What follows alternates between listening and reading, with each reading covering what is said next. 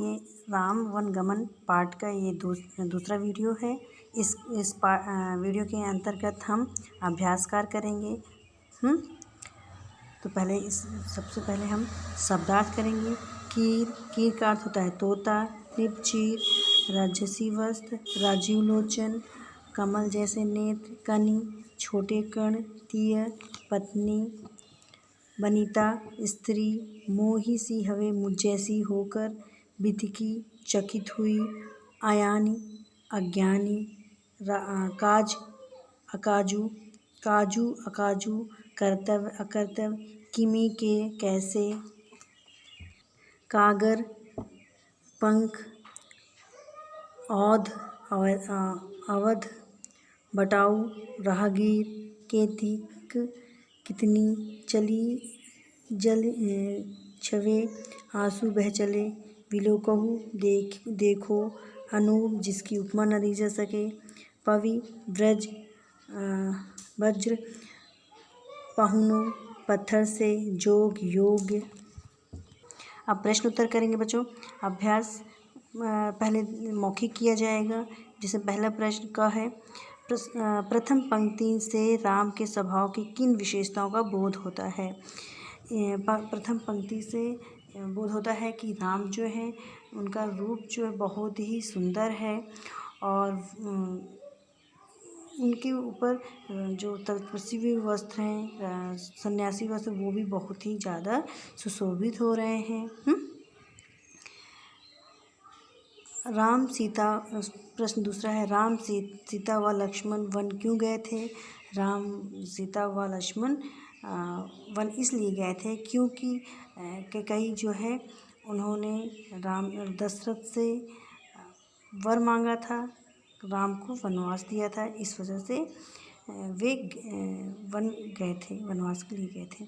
राजा रानी की निंदा क्यों की जा रही है। क्योंकि उन्होंने अपने राजकुमार एवं कुलवधू को वनवास दे दिया है। बिना सोचे समझे ही उन्होंने अपने कुलवधू और पुत्रों को वनवास दे डाला है, इसलिए उनकी निंदा की जा रही है। आगे है प्रश्न ग, काव्यांश के आधार पर प्रश्न के उत्तर दीजिए। प्रस्तुत कीर के कागर, बच्चों इस पंक्ति को आप पढ़िए। प्रस्तुत पद किस ग्रंथ से लिए गए हैं। प्रस्तुत पद जो पद है वो गीतावली ग्रंथ से लिए गए हैं। इस ग्रंथ की रचना किसने की है। इस ग्रंथ की रचना तुलसीदास जी ने की है। तीसरा है, तोते द्वारा पंख छोड़ने का उदाहरण किस प्रसंग से लिया गया है।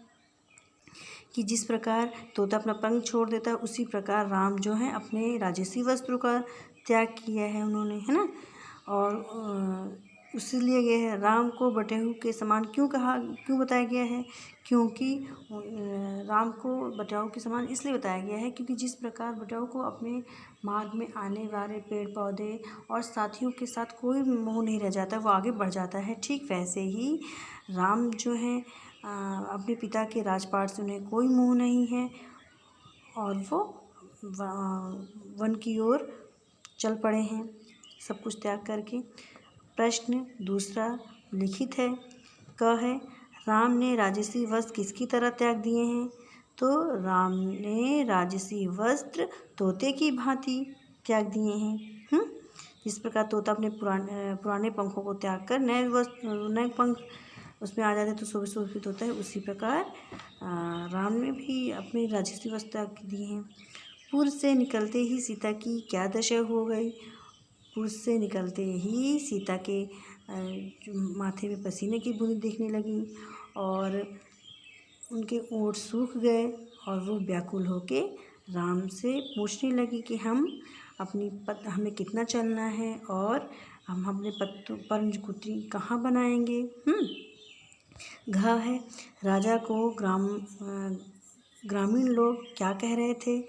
राजा को ग्रामीण की जो लोग औरतें थी, स्त्री थी, वो भला बुरा कह रही हैं कि उन्हें अपने कर्तव्य अकर्तव्य का ज्ञान नहीं है। राजा रानी के कहने पर उसने ऐसा किया है।